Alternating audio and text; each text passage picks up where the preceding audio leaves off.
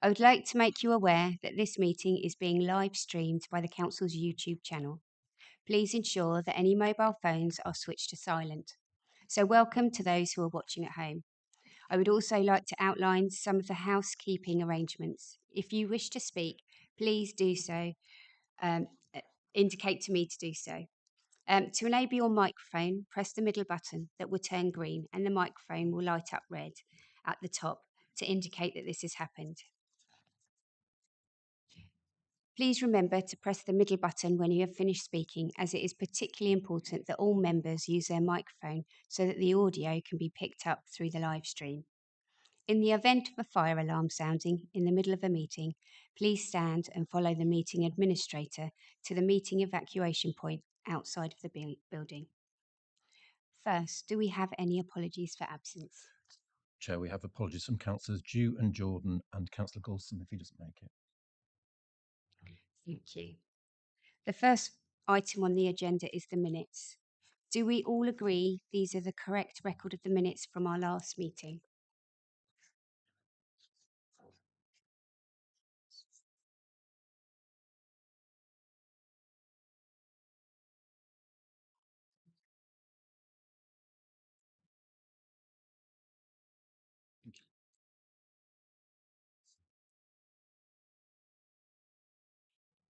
The second item on the agendas is members' interests. Are there any declarations of interest on any of the items that we are looking at this evening? Councillor Corney. Thank you, Chair. 4B as a ward member. Thank you. Councillor McAdam. 4A, in that I'm a member of Huntingdon Town Council but took no part in the decision. Thank you. Councillor Sanderson. For the same reason as Councillor McAdam, member of the Town Council, for 4A. Sorry, yeah, 4A. Thank you very much. And Councillor Wakeford. More tenuously, but always best to be safe, I'm a ward councillor in Huntingdon, but not for the particular ward. I'm not a member of Huntingdon Town Council. Thank you very much. I will move on to item 3A on the agenda. At this point, I will need to ask those members who were not present at the December DMC meeting to please withdraw from the room.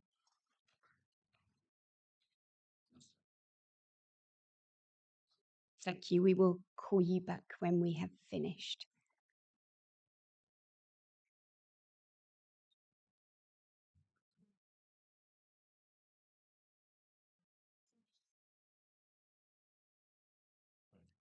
Okay, we will carry on with item 3A. This item has been brought back to DMC to ratify the reasons for refusal as per the December meeting. And I will hand you over to our planning officer, Aaron Sands.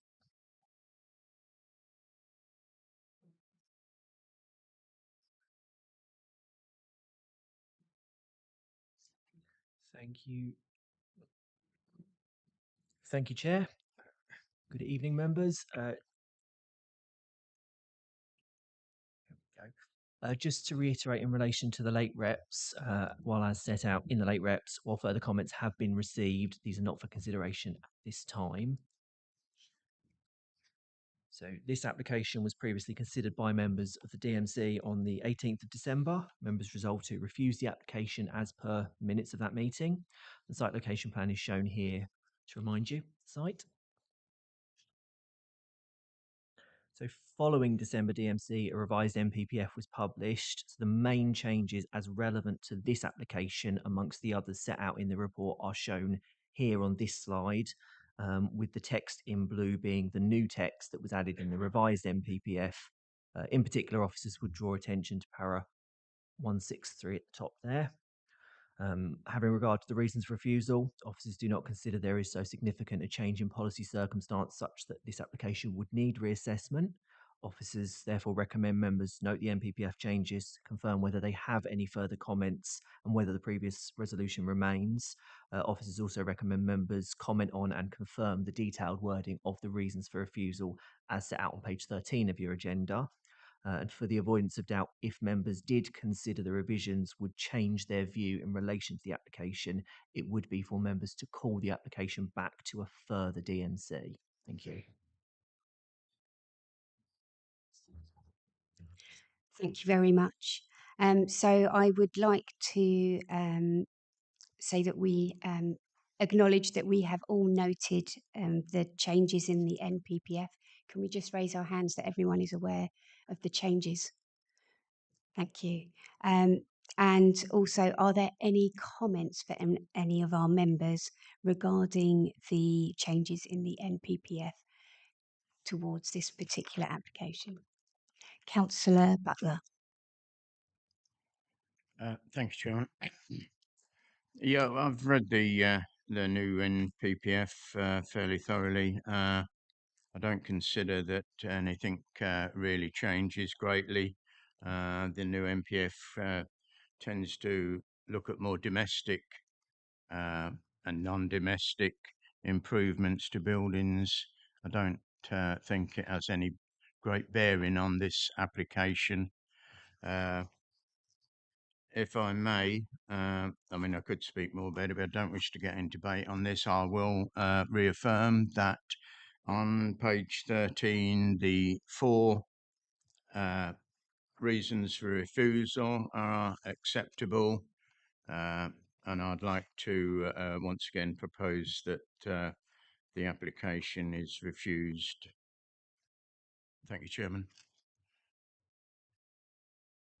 Thank you very much, Councillor Butler. Councillor Sampson. Oh, sorry. Thank you, Chair. I have to disagree with my learned colleague across the aisle there. I think there is some significant change. Look at paragraph 163A. It's out in 3.2. I think that argues probably more in favour of approval of the application. But I have to say, this may not be material planning matter, but I think given the decision that the panel overwhelmingly made, I myself voted in favour of the application, but made against approval. I think it would be difficult for us to find reasons to change that decision. I think from a democratic standpoint, I imagine that's the reason why most members of the public who are here tonight are here for that reason. And I think the 4 reasons, as Councillor Butler outlined, were accepted by the panel, and obviously that will then now go to appeal. Thank you. Thank you, Councillor Niche. Thank you, Chair. I tend to agree with Councillor Butler there, although there are some slight alterations in the NPPF. Well, there's more than slight with some of the areas. I don't think it really applies so much to what we were looking at. I think it is the more domestic. Yes, it does branch out slightly, and I would agree that I don't think there's anything in here that would change my mind to bring it back. And I would then like to second if Councillor Butler's happy. Well, you don't have to be happy on that one, do you? If the chair would be happy, I should say, that we agree with the reasons for refusal. Thank you. I'll take that recommendation. And Councillor Davenport-Ray. So thank you, Aaron. I think you clearly set out that in the minutes we have the text of those 4 reasons for refusal. And when I review them, they point entirely to local plan policies. Although overarching, of course, we're guided by the NPPF and the new NPPF. I think the reasons that we've put to our refusal are specific to our Huntingdonshire local plan policy. And so I'm content with the decision that we made at our December meeting. Thank you very much, Councillor Davenport-Ray. Are there any other members that wish to comment before we move on? No, so in that case, I will take the recommendation to refuse and using the details that are written down within our report for the 4 reasons for refusal. All those who are in favour of the 4 refusal reasons, can you please raise your hands? 1, 2, 3, 4, 5, 6, 7, 8. Those against? 1. Any abstentions? None. So that has been refused.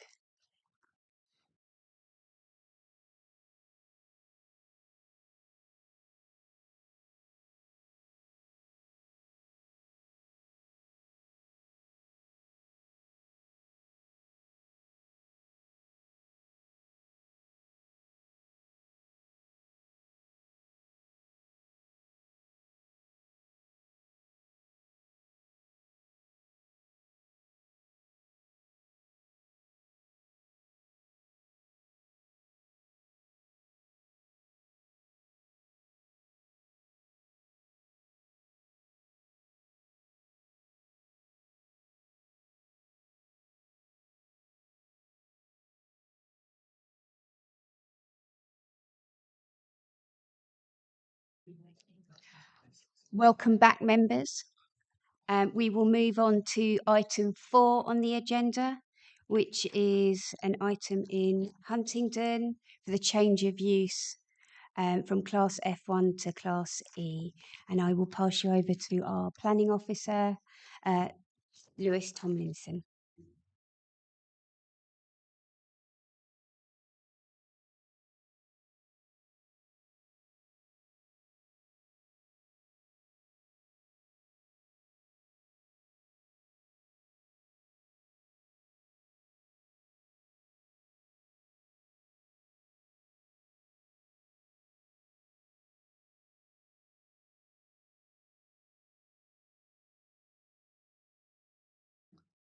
Thank you, Chair.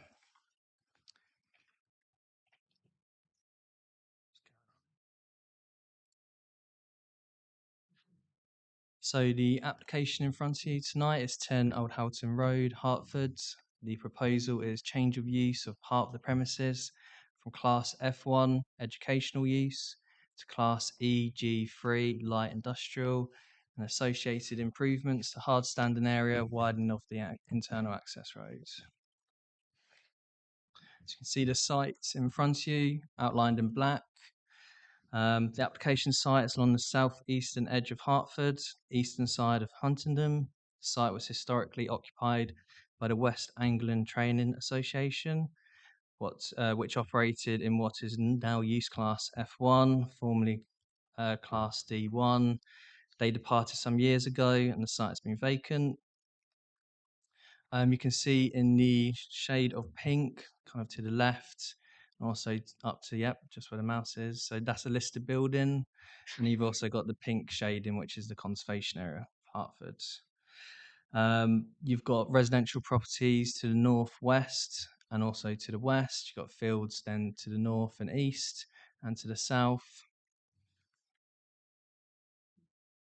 And this is just a aerial image of the site. So it consists of a double height warehouse building, associated yard, 2-story ancillary office building, single-story office building, single-story building formerly used as a training centre, parking area, and 2 accesses. You can see there, one to the north and one to the south. Should also note that the site is within the Green Infrastructure Priority Area, and according to the Environment Agency flood map for planning, site lies within flood zone 2, which is a medium probability of flooding, but the applicant has argued that the application flood risk assessment due to historic flooding and allocation is no longer accurate. So the proposal seeks for change of use of part of the site from Class F1 to Class E3 light industrial. This application is referred to committee because the officer recommendation is contrary to the Town Council recommendation. So Huntingdon Town Council have objected. Members feel the site location was not suitable for light industrial use due to its proximity to the Hertford Conservation Area and the impact on the historic environment. It was felt that Old Houghton Road was not suitable for industrial traffic. So that's a photo of the southern access. Photo in front of you is the Grove, which is the private road, which I'll come to later. That's the access from Old Houghton Road. This is the northern access. And this is a plan just showing the widening of the access and the improvement works to the hard standing. So I'll just run through the main parts of the assessment. So Huntingdon Town Council have objected on 2 grounds. One is conservation area impact and traffic. So take the conservation area first. Officers had regard to policy, obviously looking at the current use and the proposed use and the fact it's adjacent to the Hertford Conservation Area. It should be noted that the site has been previously used for a non-residential use. The proposal would also utilise existing buildings without the need for modification or extension. It's in a sustainable location. We've also had regard to the level of works proposed as part of the application. The proposed external works required to facilitate the change of use is minor, as it only involves a small amount of hard standing and the widening of an access. The buildings remain unchanged externally. So officers are of the view that proposed light industrial use of the site would not have an adverse visual impact and therefore will preserve or enhance the character and appearance of the Hertford Conservation Area. Second point is regarding highway safety. So the proposal will utilise existing access arrangements and widen it as part of the proposal. Officers note concerns raised by the Town Council and local residents regarding whether Old Houghton Road is suitable for industrial traffic. Note the points around insufficient information regarding the number and size of traffic, the volume of traffic accessing Main Street via the T-junction, and intensification over existing use. Concerns have also been raised about the users of the site using Grove Lane to bypass Old Houghton Road T-junction, which was the access that I showed earlier, the picture. So you can, can't see it actually on this image, but if I just go back, so you can just see where my mouse is, it comes around in an L shape and links up to here. Obviously, the highway authority has been consulted as part of the application. They raised no objections. A transport statement was submitted in support of the application. Whereas an increased amount of HGV movement actually decreases overall, and subject to a number of conditions, the highway authority are happy to support the application.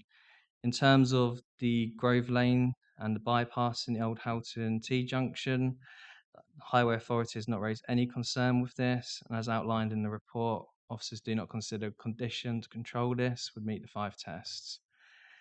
It's a private road. It's something that they could control through signage or gates. It's not something as officers we can control. So the officer recommendation is approval, subject to a number of conditions. Members should note there's 2 changes to the recommended conditions. So condition 3, which was a restriction of the use. I've added some wording to be clear on what we're restricting the use to. So that's restricting to use class EG. That includes offices, research and development, and light industrial. So light industrial is EG3. It's probably considered the one to have the most impact out of the 3 uses. Alongside the final condition, number 17, external plant requires prior approval, including what's covered under PD. So alongside this condition, officers consider that restricting the use class EG is acceptable. Thank you, Chair. Thank you very much. We have one particular speaker for this application, who is the agent, Jeffrey Wallace. So if Jeffrey Wallace would like to come and join us. You have 3 minutes in which to address the committee, and when you're ready, just press the middle button. Good evening, councillors, and thank you for the opportunity to address you today. Incidentally, I am the applicant, not the agent. So the application proposes to bring a vacant site back into use. It does not require alteration or demolition to any of the existing buildings. The site was acquired in 2019 from administrators following the insolvency of West Anglia Training Association. Since that time, several attempts have been made with different agents to find a suitable tenant for its permitted use class without success. We then first submitted an application for a change of use in September 2022 following an agreement for lease with a business that delivered display cases for toys, although they subsequently withdrew. During all this time, we have been keeping up with regular landscaping and general maintenance, but the costs of maintaining a vacant site are becoming increasingly unsustainable. It is now close to 17 months since our first initial application to change the use, and we are keen to secure permission for and then implement a Class EG use without delay to bring the site back into productive employment use. We thank the case officer for his comprehensive and positive report, which also considers and responds to the concerns expressed by the Town Council and 3 local residents. We welcome the confirmation that the proposed use is a use that can be carried out in a residential area without detriment to its amenity as stipulated in the Town and Country Planning Regulation. The Highway Authority has reviewed the independent transport statement and has no objections. The proposed use of the site would not have an adverse visual impact and therefore will preserve and enhance the character and appearance of the Hartford conservation area. Indeed, in response to the Parish Council's concerns, we believe that finding a viable operating use of the site is the best way to ensure that the site does not have a harmful impact on the conservation area. Only this month, burglars broke in through the gate and stole a section of lead from the roof, aircon units, copper piping, and power cables. We have increased security patrols due to local police concerns about the burglars returning, and the lead local flood authority has no objections. We would understand local concerns if Grove Lane was used by those on site, but Grove Lane is a private road and would expect those travelling to and from the site to use the adopted Old Horton Road, which is considerably more convenient and a shorter link directly to Main Street. The officers are now proposing a condition to limit use class to EG, which includes officers, research and development, and light industrial, rather than just use class EG3. It is essential that permission allows any class EG, as all of the conclusions reached in this report would, one more sentence or two more, sorry, would equally apply to EG. A permission for EG would also further improve the site's prospects of returning to full employment. In all circumstances, we therefore respectfully invite the committee to approve the application for EG use of the site. Thank you. Thank you very much for speaking to us. Are there any questions for the applicant? Councillor Butler. Do I have to push this? Thank you. Now, yeah, obviously, if it's light industrial, there are going to be times when heavy vehicles, HGVs, come in from the continent or whatever, the timing's wrong. Have you got a travel plan or parking plan for these lorries? Because what I shouldn't like to see is lorries turning up in the middle of the night and parking down that road, because it's not very wide. I know it's not far off the main road, but have you got a plan in place?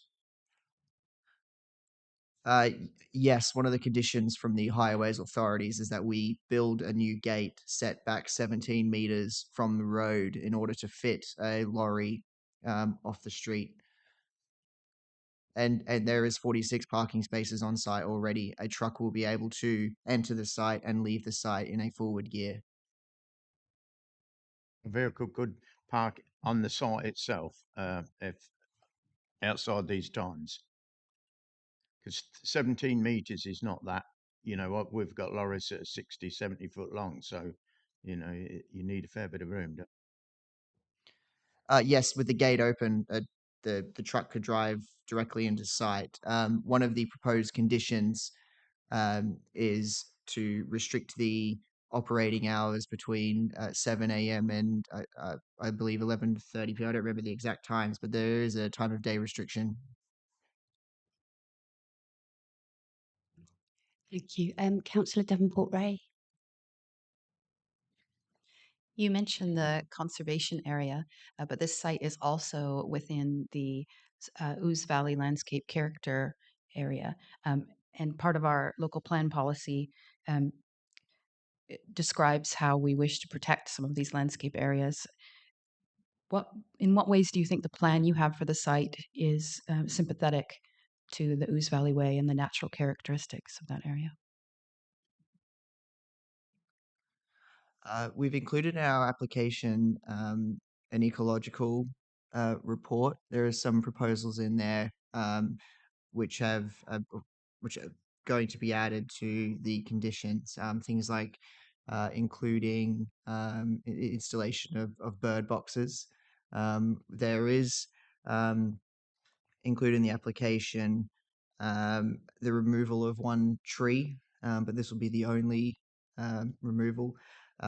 The tree officer has had no objections to our application. Thank you. Councillor Wakeford.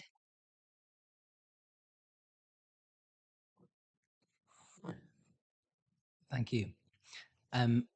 One of the Huntingdon Neighbourhood Plan policies, which is quoted from in our packs, a policy E2 on business investment discusses proposals for development which will result in the provision or opportunity for high-skilled employment.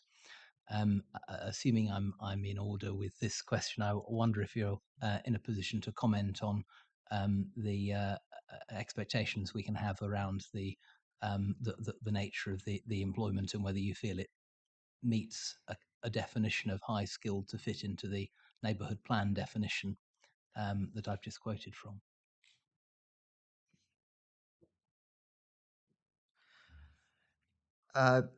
It's we won't be making employment directly ourselves. The hope is that changing the use class is that we will be able to find a tenant and who will obviously bring more employment to the area. The problem we have at the moment with the current use is that we are unable to locate a suitable tenant business or anyone with any kind of skills.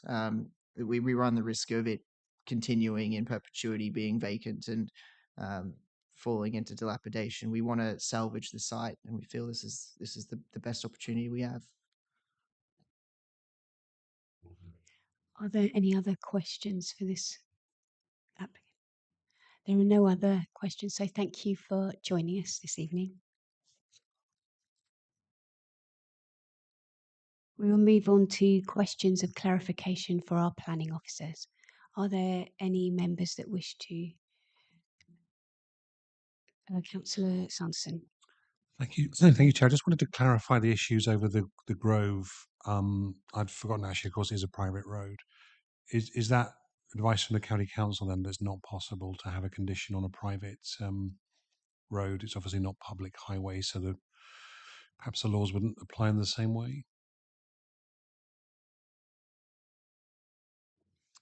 Through you, Chair. So, yes, it's a private road. So the query is more over how we would control it and how that condition would work.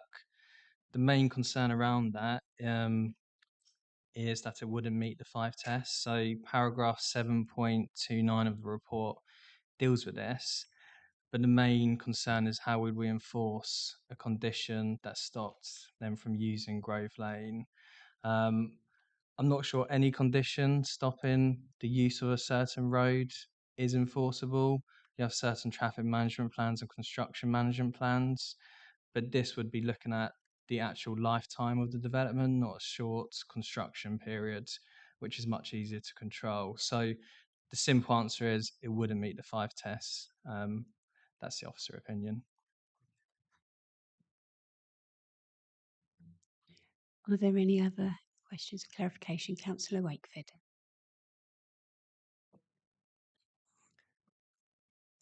Thank you. On a linked topic to the question I asked the applicant, I wonder if officers are in a position to give the committee a steer as to whether an application for change of use that isn't supported by details of a business plan or for what would details of what would be included as a tenant, which the applicant's been clear that they don't have. Can we nevertheless infer that facilitating wider use of the site could lead to economic development and jobs, or would the policy the excerpt I quoted from Neighbourhood Plan E2 not be relevant in a context where this is a change of use without information before us as to employment it would create?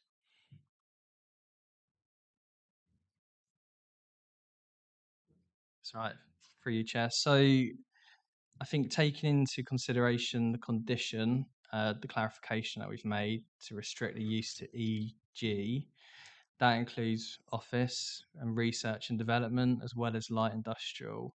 So I would say that condition, the proposal in front of you, allows for the opportunity for high skills work. I think there's also just making the point that this is the reuse of existing buildings and existing sites.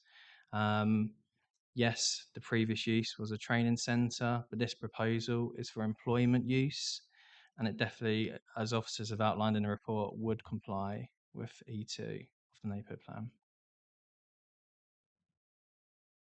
If I may, Chair. Thank you. Now, I think that's helpful, and it's clearly an extremely sort of reasonable. I think it's an extremely reasonable prediction that it might lead to that. But I think you're reassuring that it's acceptable for us to make that link in the context of an application that's specific to the use class. So no, that's very helpful. Are there any other questions of clarification for our planning officer? In that case, we will move on to the debate. Who would like to start the debate on this particular application? Thank you, Councillor Niche. Thank you, Chair. Listening to a couple of clarifications, I mean, when I was reading through this, I looked and I thought this is a good use, unfortunately, for an area that's been unused at the moment. I think it's in my view, a good location. I understand the concerns of Grove Lane, but to me, the logic dictates that I'd be surprised why anybody would want to go that route as opposed through the main routes. But of course, there's always an option, I suppose. And as you pointed out, we would have difficulty restricting it anyway. I looked at the flood, and you've put conditions on there to try and reduce anything that would likely to increase the flood on the conditions on that one. I think it's a really good use of this land. I think listening to the growth and the addition of jobs, which obviously aren't there at the moment. I've also looked at access because I was trying to relate whether there was a bus stop down there, but I know buses go down that route. So whether there must be one close by. So I think all in all, it's a really good use or reuse, I should say, of this property. It's a shame the town council aren't here, and I say it for everyone. You were waiting for that, Councillor Wakeford, that weren't here to defend why they didn't feel it was a good idea. But I would like to propose that we do accept the approval of this. I think it's will be a great reuse with a variety, by the sounds of it, of options that will be available for that use. So thank you. Thank you, Councillor Niche. I will accept that proposal. Councillor Wakeford. Thank you. As so often on planning matters, I concur with Councillor Niche. I think it would be different if it was an unspoilt greenfield part of the Ouse Valley, and we were being asked to consider an application for what is on the site, but that is not the application before us. It's as Councillor Niche described, reuse of existing buildings with minimal change. It's difficult to fault even under our own district-wide policy.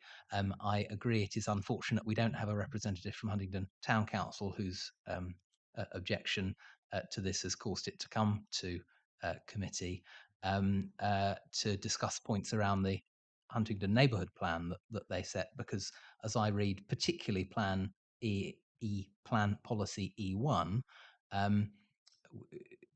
propose, as is excerpted in 710 of our reports, proposals for economic development throughout Huntingdon will be favourably considered, subject to compliance with other relevant planning policies. The regeneration and intensification of previously developed land will be particularly supported. Well, this isn't intensification in many senses of the term. It's regeneration in that it's an attempt to bring a building that's at risk of going derelict into a use. So I think the neighbourhood plan policies add strength, as is argued impeccably in the report, which is helpfully clear. So I'm very happy to second Councillor Niche's proposal on this one. Thank you very much, Councillor Wakeford. Is there anyone else that would like to contribute to the discussion? There is nobody else that would like to contribute, so we will move on to voting on approval, which was proposed by Councillor Niche and seconded by Councillor Wakeford. All those in favour of approval, please raise your hand. 1, 2, 3, 4, 5, 6, 7, 8, 9, 10, 11, 12, 13. So that's unanimous and that has been approved. We will move on to the next item on the agenda. which is item 4B, which is a change of use from a former post office to residential property. I will hand you over to our planning officer, Lewis Tomlinson.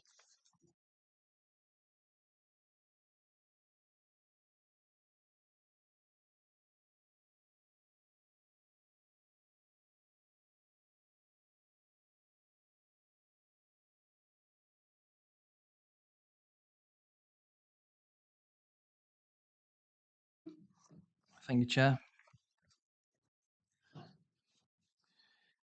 So the site in front of you tonight is 30 High Street, Warboys. The proposal is for a change of use of a former post office, use class E, joining 30 High Street, to form part of an existing residential property, use class C3.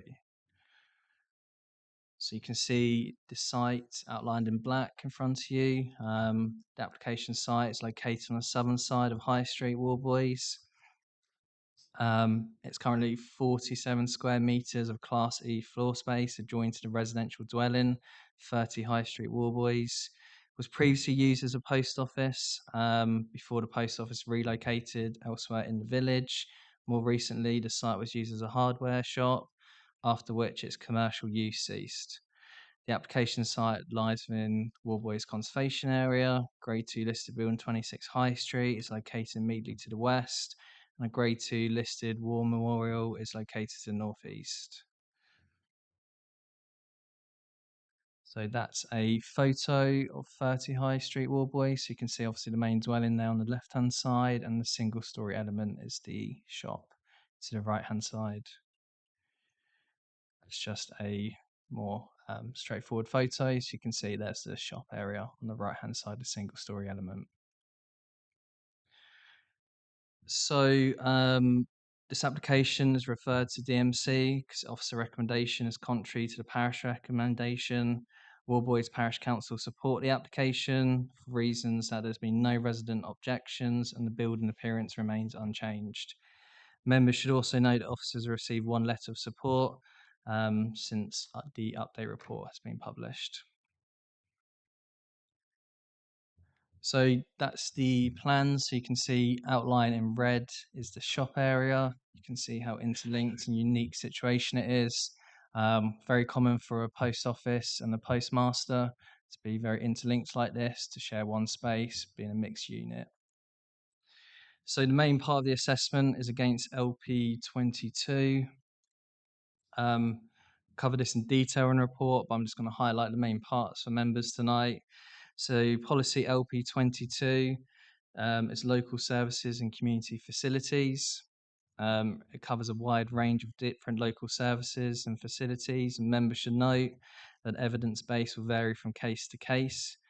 Each case/use and application should be assessed on its own merits.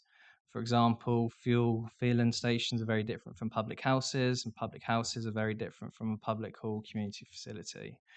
There's a clear difference between how a service and a facility operates. A lot of community facilities, such as a public hall, operate with a booking system.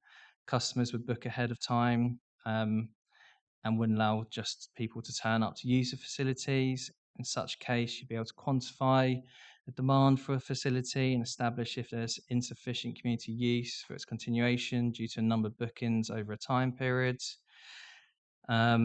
So when considering policy LP22, it's a matter of judgment for officers on whether Part E, so I'll just read that out. So where permitted development rights do not apply, a proposal which involves the loss of a local service or community facility will only be supported where D, an equivalent service or community facility will be provided in a location with an equal or better level of accessibility for the community it is intended to serve, or E, demonstrates that there's a reasonable prospect of the service or facility, it demonstrates that there is no reasonable prospect of that service or facility being retained or restored because either, one, there is insufficient community support for its continuation, or two, reasonable steps have been taken to effectively market the property for its current use without success. So, when considering policy LP22, it's a matter of judgment for officers on whether Part E1 or Part E2 is the most appropriate route to determine whether there's no reasonable prospect that service or facility being retained or restored. On the right-hand side is the supporting text for policy LP22, so paragraph 6.49.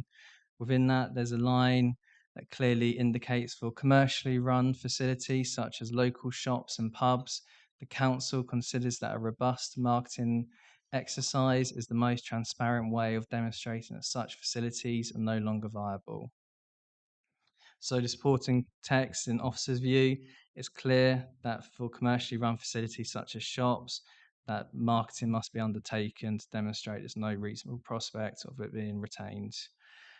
Given that the application in question is for a commercial unit, use class E, that's the most appropriate route.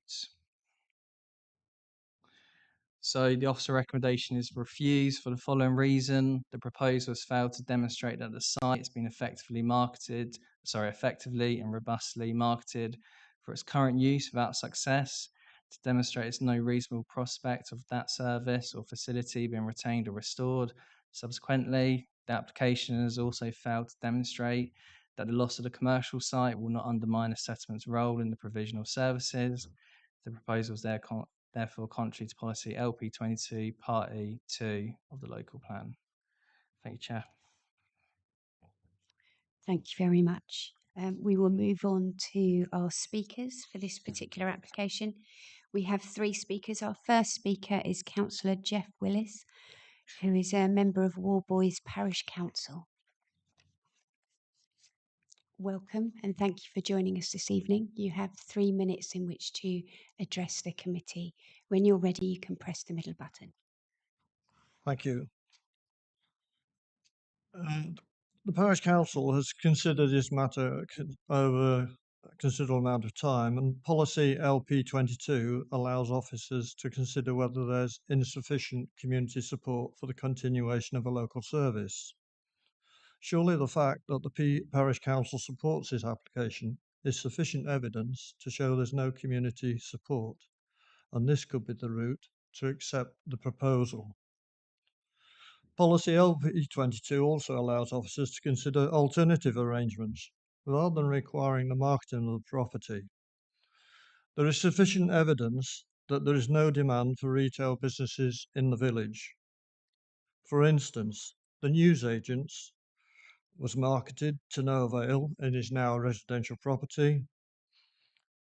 The hairdressers and beauty studios are both on the market and have been for over 2 years. And 12 High Street has planning permission for conversion to residential use and which required no evidence of marketing when this was passed. In conclusion, we would ask that a pragmatic approach be taken when considering this application, as marketing is not the only option. We are talking here about a room which is part of a house, and many people are not even aware now in the village that it was a retail outlet in the first place, as it has been closed for over 2 years. Thank you. Thank you very much. Are there any questions for this particular speaker? There are no questions, so thank you for joining us this evening. Our next speaker is Councillor Charlotte Lowe.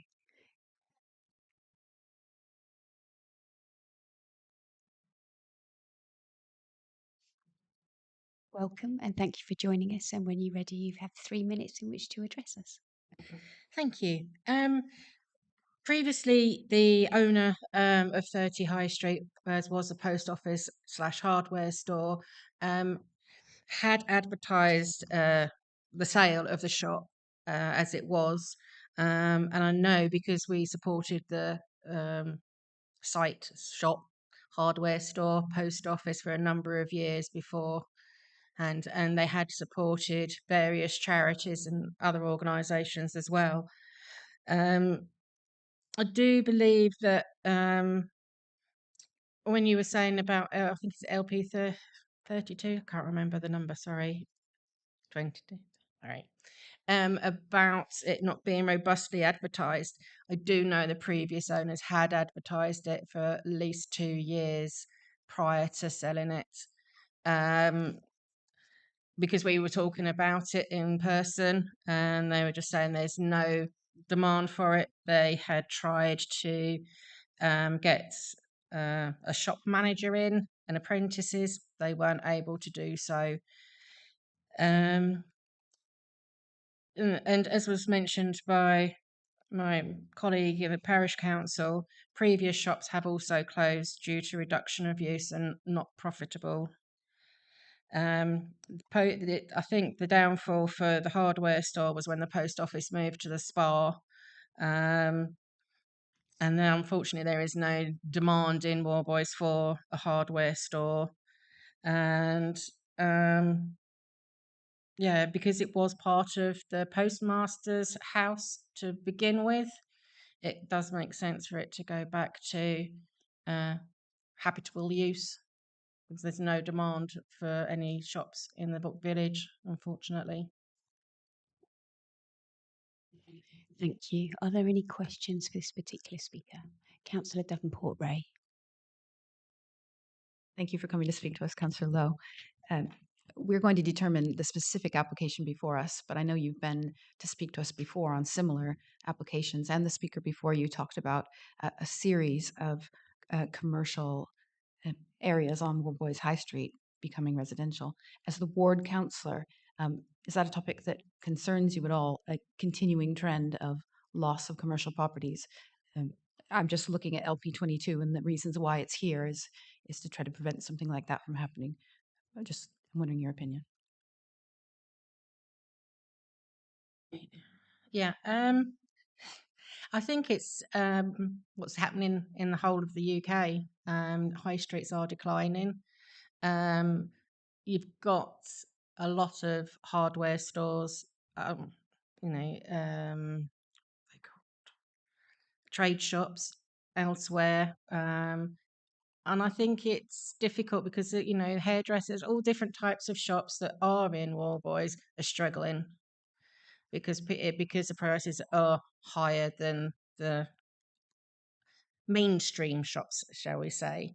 And you've also got Newman's Stores, which has been empty for some 20, 30 years. And that's not going to be going back to a shop either because there's just no demand for it, unfortunately. Yeah. Thank you. Councillor Pevlin. Thank you. I'm just wondering how much engagement you've done with the residents in Warboys around this, like a survey or something like that, to actually engage, to understand their needs for this. I think I haven't done a survey as such. I have spoken to people when I've been delivering leaflets and things. The main shop that gets used is the Spa and the chemist, because they've obviously got additional bits and pieces there. You've also got One Stop. There's a fish and chip shop, and there's going to be a new fish and chip shop there. And I think it's people go where prices are lower, I think, unfortunately. And it's very difficult to set up businesses these days. I mean, the only other thing you could try would be a pop-up shop, but I think there's other facilities better suited because there are no welfare facilities in the shop part. So they would have to use a house or find alternative arrangements, which is a bit skew if you like. Thank you. Councillor Brereton.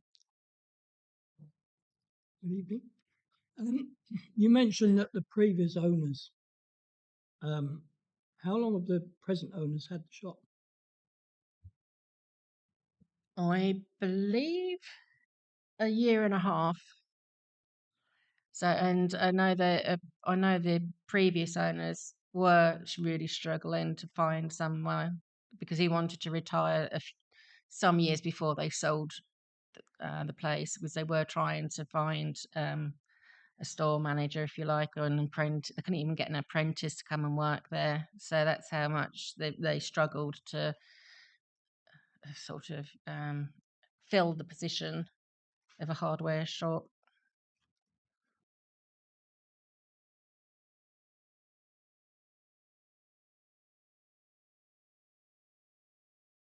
Well, the present owners look for a buyer, or is it just the previous owners?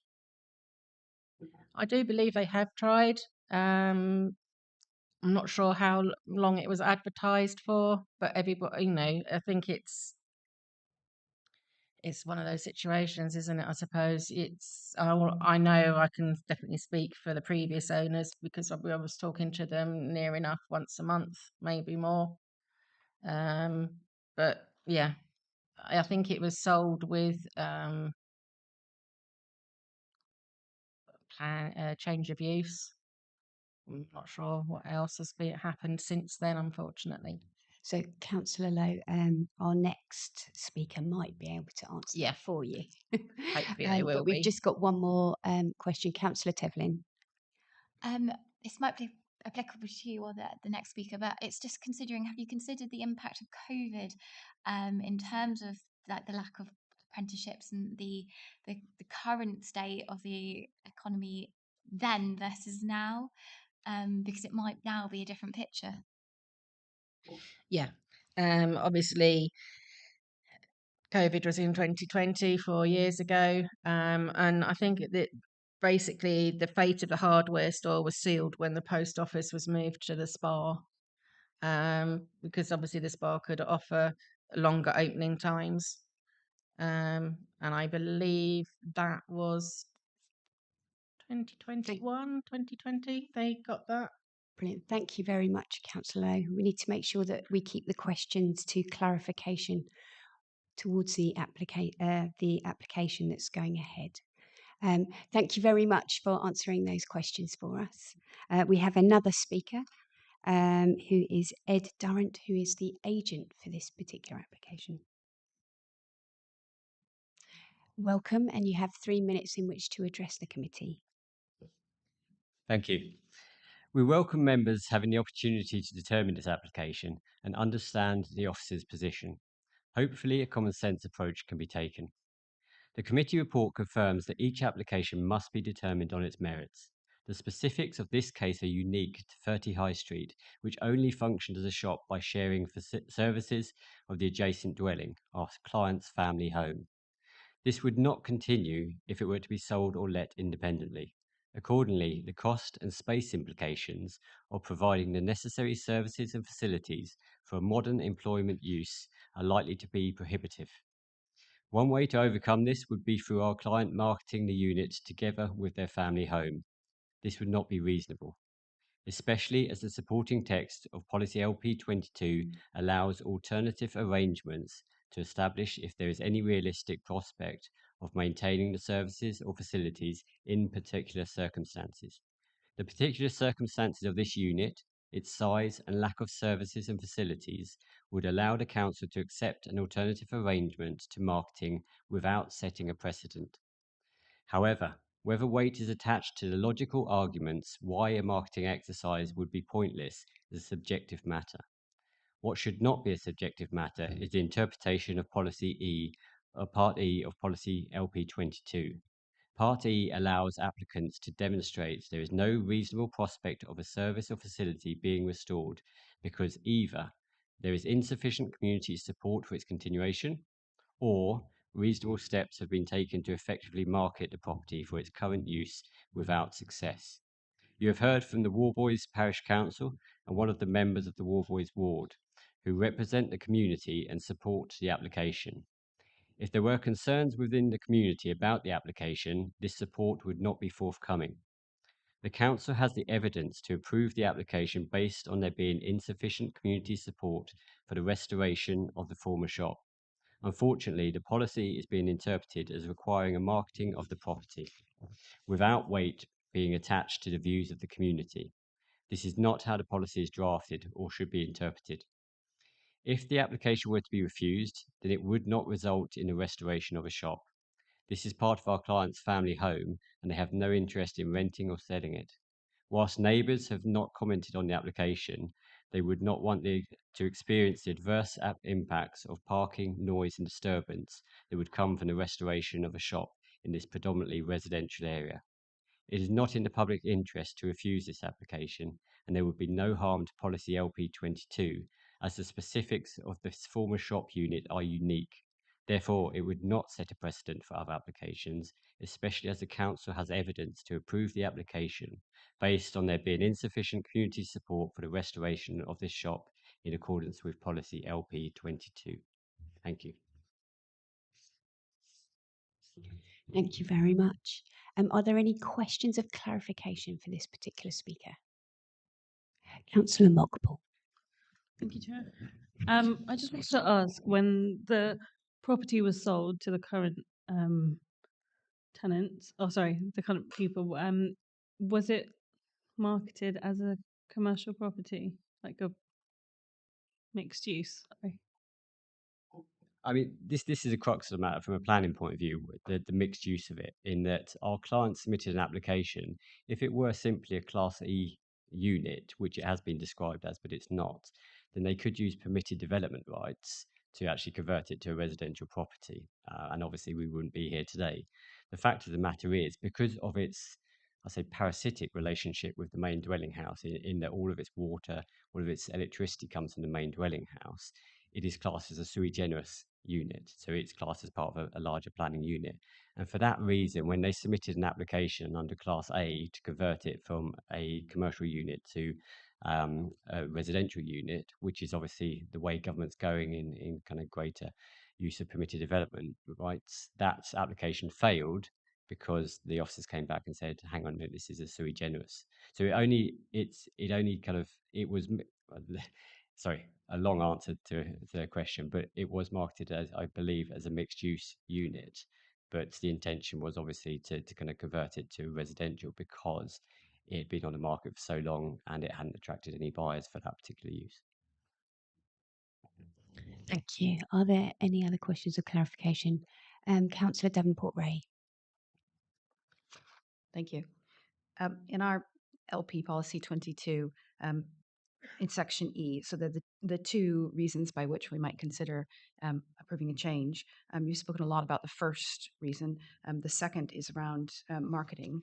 And then the supporting text is quite specific about effective marketing will in most cases need to be for a continuous period of 12 months at a value reflecting its permitted use, with details kept of any offers received and detailed reasoning for declining them. Has the applicant done that? The applicant hasn't, but the key word is in most cases. The supporting text also says in particular circumstances, the council can accept alternative arrangements. In this particular case, the unit doesn't have its own supply of water or electricity. So we've heard from the ward councillor how other units have kind of failed to be marketed. They're units with kind of potable water, with electricity supply, with kind of services for staff to use.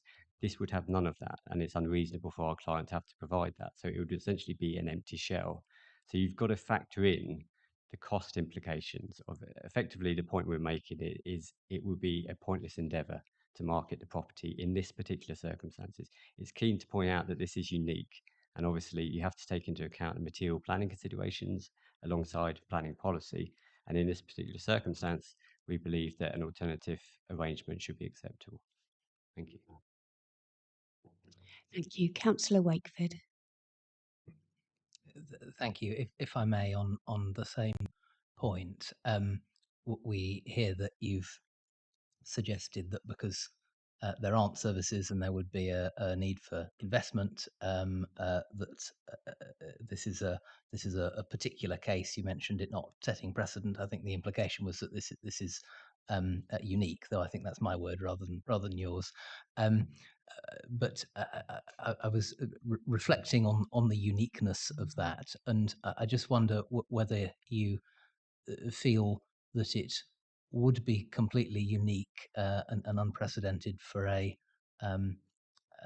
commercial unit to be marketed in which there was a need for investment in, let's say, completely refurbishing and replacing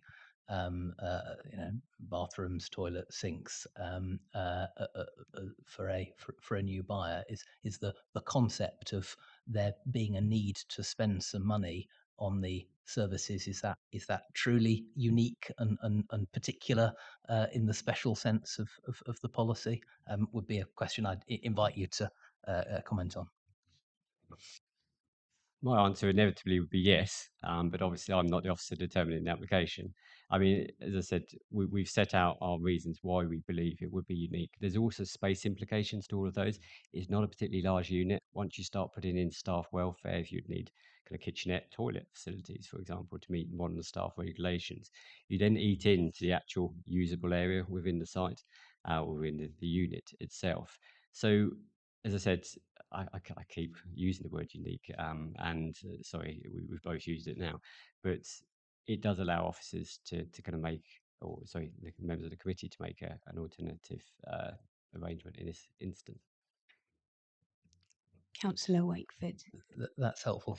Forgive me to come back. I promise I'll only do this once. But just on the specific question, would you agree with me that in other cases of selling commercial units as well, there may well also be a need to invest significant money in replacing, renovating services, toilets, sinks, and so on as well? Yes, certainly. We've got a viable return. I think you'd have to look at what product you could sell in such a small space that would give you the significant kind of commercial return to pay back that investment in this particular property. Thank you. Are there any questions or clarification? No. So thank you very much for addressing the committee. So we will move on to questions of clarification for our planning officer. Are there any questions of clarification? Councillor Wakeford.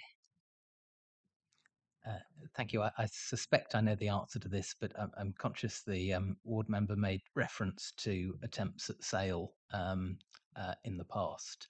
I just wanted to check whether we've had submitted as part of the application any evidence of that that's allowed you to apply the test to that period of attempted sale. Albeit, as came out in questions earlier, it was some while ago. Through you, Chair. So just to go back through the planning history. So 2 applications ago, we did have an application in for a similar proposal. We advised that they would need to carry out marketing. I believe that owner who put in that application did do some marketing, but it wasn't 12 months. They didn't provide any details to us, but they did verbally tell me. So that is my understanding of what's being referred to here. But no, as part of this application, there hasn't been any marketing. Councillor Sanderson. Thank you, Chair. My question's on a similar vein to Councillor Wakeford. So for 7.21, that may have been the planning applications you're referring to, where it says a couple of recent applications from the planning statement. And I think our representative from the parish council raised a couple of examples. I know this has got to be determined on its own merits, but I think they mentioned that the newsagents, for example, and other similar facilities. How relevant or how much of that can we take into account when making a decision here? Or does it really come down to that 12-month marketing exercise that you mentioned just now, Lewis? So for you, Chair. So the plan statement referred to a couple of decisions. We reviewed those as officers. We didn't consider them to be directly relevant to this application. I think it goes back to the point when we look at LP22, the wide range of services and facilities it covers, and making sure that each one is basically a judgment of which route, E1 or E2, is most appropriately. The reason why officers have done that, again, is that every application is assessed on its own merits. I think maybe not to isolate that paragraph, because at the end of that paragraph, talk about the clear assessment that's laid out above. From the particular details of this case, and obviously that's outlined in the officer report, taken from the planning statement and the responses to them, is what led officers to their recommendation. But the simple answer is every case on its own merits. Councillor Wakeford. Forgive me coming back again,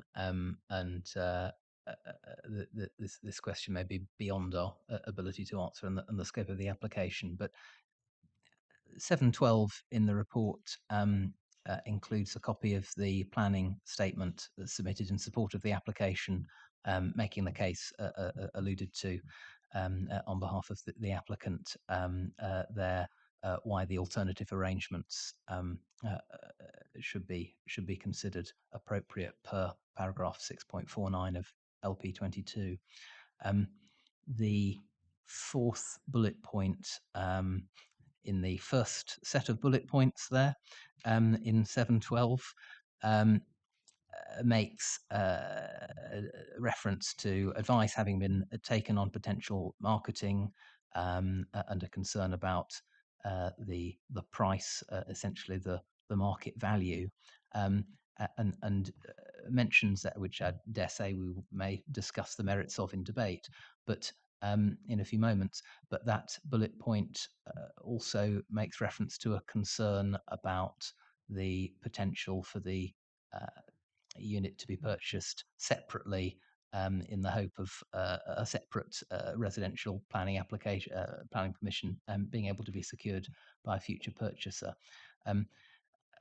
I suspect this is beyond what we can really address tonight, but is there a mechanism by which the applicant might be able to endeavour to put in a potentially a hypothetical different application that could enable conditioning to prevent separate residential use? I'm conscious that we've had conditions not long ago discussed at this committee around preventing units being split into multiple domestic units. Is there something that could remove the risk being described there? I'm imagining the answer may be no, but you have broader understanding about these matters than I do, and it may assist our debate if we were aware of that. Through you, Chair. So the proposal in front of us is for a change of use back to residential in use with the existing dwelling.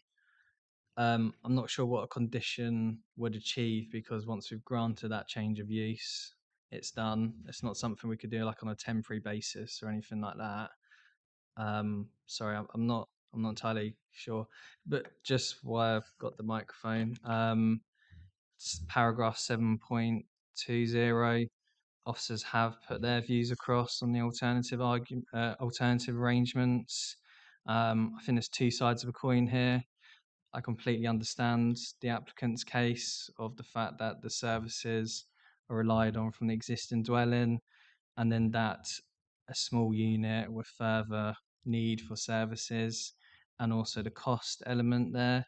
But I think it's worth noting that some people may be looking for a more affordable, smaller unit. And I think that's part of the reason that why officers have landed where they have on the recommendation. And this is what I say, you've got to be careful not to isolate certain paragraphs of reports. You should read reports as a whole. It's a journey that officers have gone through in the assessment that's led them to the conclusion, the recommendation they put forward. Thank you. I suppose what I'm really asking is, in the event we were minded to agree with the officer report and expect a period of marketing and an attempted sale, if we were nevertheless sympathetic to the concern about it being purchased in the event there was a successful sale, but purchased by a buyer purely on the basis of them attempting to change its use class for residential use. I suppose what I'm wondering is whether there's a planning mechanism, hypothetically, by which the current owners might endeavour to remove that possibility. So I'm talking about conditioning some other application, not accepting this one with a condition. But that I'm conscious that is beyond the realms of what we're able to advise about tonight. But they may wish to look into that, perhaps. I think obviously the straightforward answer is we've got to assess what's in front of us tonight. Any future application would have to be assessed on its merits. if there's marketing information there. I think when we look at supporting text 6.49, it talks about effective marketing, continuous period of 12 months at value reflecting its permitted use with details kept of any offers received and detailed reasoning for declining them. I think there's a lot of scope in there for what type of marketing, how they do it. Obviously, we've just got the time period there, but you need to assess what's in front of us tonight. And obviously, the application in front of you is for a change of use with no marketing. So it's not something we could put conditions on. If members wanted to overturn the officer recommendation, then they could discuss conditions. But I think just going back to my earlier point, I'm not sure what a condition would solve if you were minded to approve it. Thank you. Are there any other questions or clarification? In that case, we will move on to our debate. Who would like to start off our discussion? Councillor Sanderson. I find this quite an interesting application, actually. When I first read it, I thought it perhaps was quite straightforward. I think it's important, though, to read the recommendation because it says the proposal has failed to demonstrate that the site has been effectively and robustly marketed. It doesn't say that there isn't, or there is or is not a need for a post office in Warboys. It doesn't really reflect on the commercial reasons behind it. It just says that they haven't carried out that process effectively or robustly. And I do get the points. I think Councillor Lowe spoke quite well, as indeed the parish council did, about the effect of the village. This hasn't perhaps been used. Things have changed, particularly since COVID. So I'm still actually genuinely undecided about it. But I would suggest that the reason for refusal isn't that we don't think that we want to see something different here. The reason, I think, is probably pretty clear to us. But I'm happy to listen to other members' views on that. Councillor Niche. Thank you, Chair. I was listening greatly to both Councillor Lowe and the Parish Council Chair as well, and I can understand exactly where they come from, and actually totally agree. And actually, say if you throw a load of policies out the window, you'd say, well, what on earth are we doing looking at this when actually it says it's not going to get sold, it's not going to do this. But I also reflect on the fact that, I know it's not part of the application, but when you're buying something, you're buying at a price because it might have something attached to it that isn't easily usable by any other means. Now, that doesn't mean to say that it can't get over it, but I think quite clearly it does say there that it should be, there's no demonstration that I can see that it has been tried to gone to market at a reasonable price with the exact requirements of what needs to bring it up to whatever spec, which is not for us to determine, but obviously if it's for future use. So my problem in this all, although I have complete sympathy, it's almost as if the applicant has looked at it and thinking, I can get away without doing that. I'm not saying they have, but it does clearly state in our policies that if you want to look at changing something, you've got to go through and look at trying to utilise it for what it is at the moment. Now, my logic still says it will probably be very difficult. When I drive past it, I would never even assume that, don't even recall it as a shop. So, and we know there's another post office already around there, so it's not going to be another post office. But clearly, one of our policies does say if you want to change of use, you have to demonstrate that you have tried all reasonable means to try and flog it, whatever they want to use the word, to actually utilise it on that. I do still have sympathy completely with what they're saying because I do know that the likelihood might be slim, but they haven't demonstrated they've even tried to do it. And there might be somebody around the corner who has been looking for something that small and is prepared to do a minimal amount of work for a small unit. So I'll leave it for the rest of the debate, but I do struggle, even though I have complete sympathy with what they're trying to do, and it might end up being that way, but they haven't demonstrated to me in lots of areas that they haven't tried to deal with it in, let's say, a reasonably, even in the short space of time. So I'll leave it there, Chair. Thank you. Councillor Wakeford.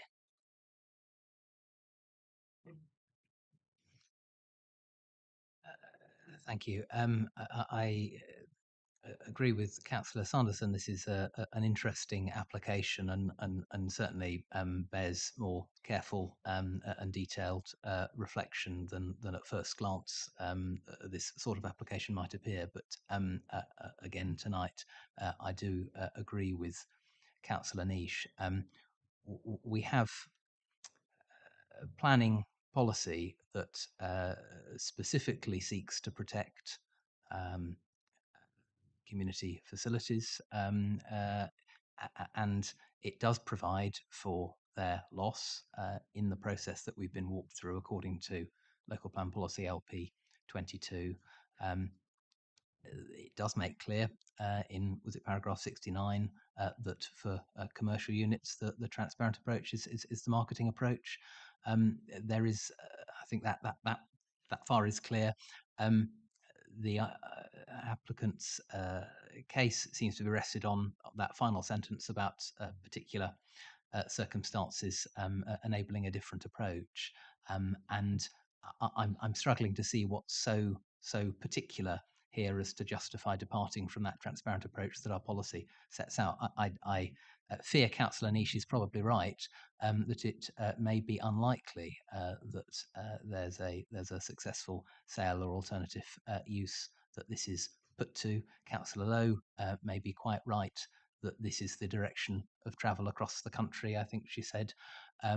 But as a district council and in our planning policy that we set as a council, in our economic development work, for which I'm the cabinet portfolio holder, we don't just shrug at the national economic trends. We work through policy and action as a council in order to try to safeguard social value for our residents and try to defend against avoidable harm caused by those sorts of trends. And that is why we have a policy that seeks to make it harder than just shrugging our shoulders, throwing the policy out the window, and saying, "Well, look, let's let common sense prevail." And so I'm afraid I'm minded to support the recommendation the officers have made, and I do think the implication of that fourth bullet point in 7.12 that I quoted from in a question of officers earlier, I'm struggling to read that as meaning anything other than that the owners do actually recognise that if they did try to sell it, it may well sell. But the implication is that a potential implication may be that the price isn't what they'd wish to get for it if they sold it, but there is a recognition there that it could be purchased. Now, I do sympathise with the concern mentioned that it might be purchased by somebody who had no more intention of using the unit commercially for the community benefit than the current owner is able to. But as was rightly explained by officers earlier, of course, any new owner would be working within the same policy context and they can read what the policy says as well. So I don't think, while I'm sympathetic to that concern, I don't see that can determine or sort of outweigh a judgment we've otherwise reached. So I think this does need to be marketed. The price may well, as has been volunteered by the applicant, be less than other commercial units, to quote. But for the reasons in paragraph, was it 720, again as referenced by officers earlier, that may well be appropriate, and there may be someone in the market interested for that for some other community use. So I'm afraid, as much as we may be defending against the economic tides, our policy obliges us, I think, to try to kick the tires to sense check that through the robust marketing campaign here. So I didn't note whether Councillor Niche, I don't think Councillor Niche made a proposal, but if he wished to later, I would be happy to second it. Thank you, Chair. So are you making a proposal if Councillor Niche hasn't?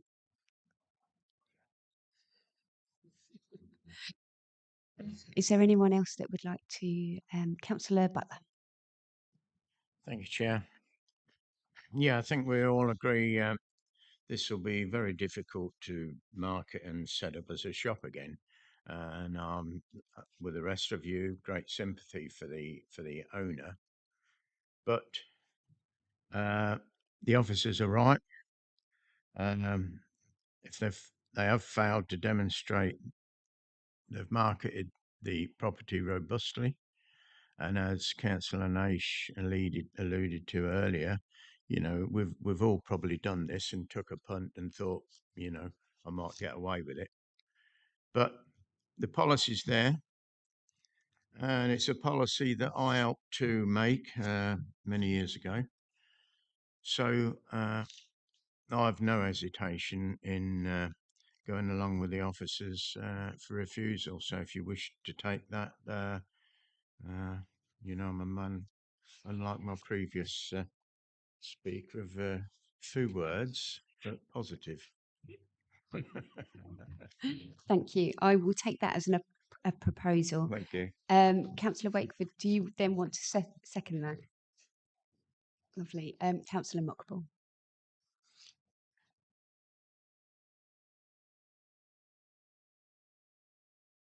Even on.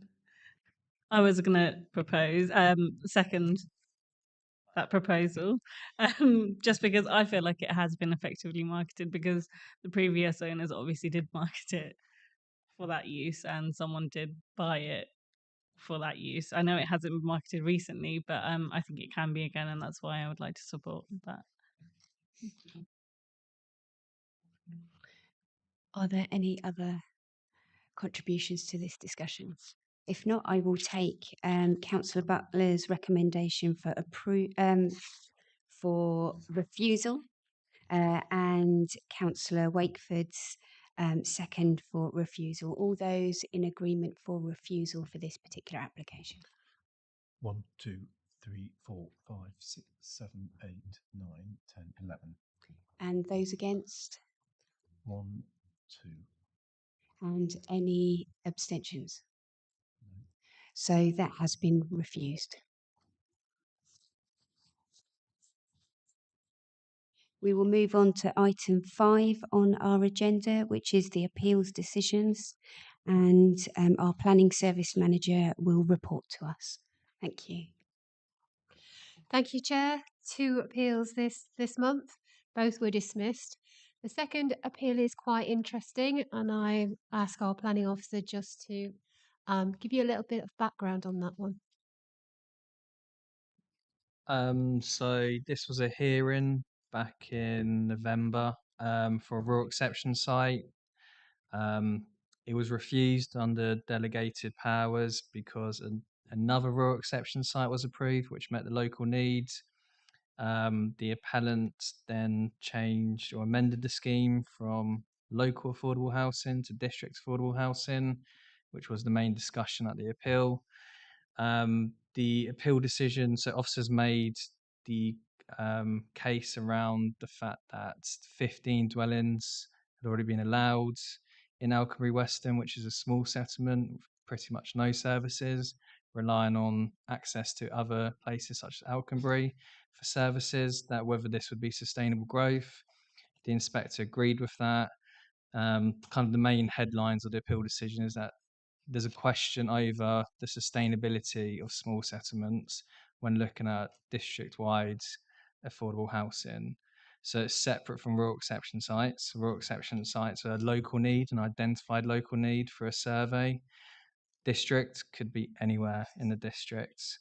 So kind of the main headline is, when you're looking at this, what is the sustainability of that settlement? What services does it have? What's the local transport, schools, doctors, shops, etc. So it's not a blanket no to district needs affordable housing on small settlements, but it's an assessment of the sustainability. Is it? Thank you, Chair. Thank you. So that takes us to the end of our meeting. Thank you, everybody, for your contributions, and thank you very much. Oh, sorry, Councillor Davenport-Ray. Last month, Lewis, you recommended that there was a planning appeal happening soon that would be beneficial for the education of our committee members to attend. Do you have any more details of when that is occurring? That did go out. I'm pretty sure I sent an email to everyone. Okay, I was just thinking, did I not do that? So I sent an email. It's on the 6th of February. That's non-determination appeal for an outline for a business park. And officers are recommending refusal on a number of grounds. The main point of contention between ourselves and the appellant is whether the site is within the open countryside or the built-up area of Brampton. Officers arguing it's in the countryside because it's adjacent to the A14. Because they're arguing it's in the built-up area, they haven't assessed a number of the countryside policies, which is where officers are recommending refusal on a number of grounds. So yeah, Tuesday the 6th of February in here. It's scheduled for 2 days, but I'm pretty sure it'll be over in 1 day in here. Second day will be in Conisbee and Bourne in Pathfinder House. Okay, in that case, we will bring the meeting to a close and thank you everybody for your contributions and thank you very much our planning officers.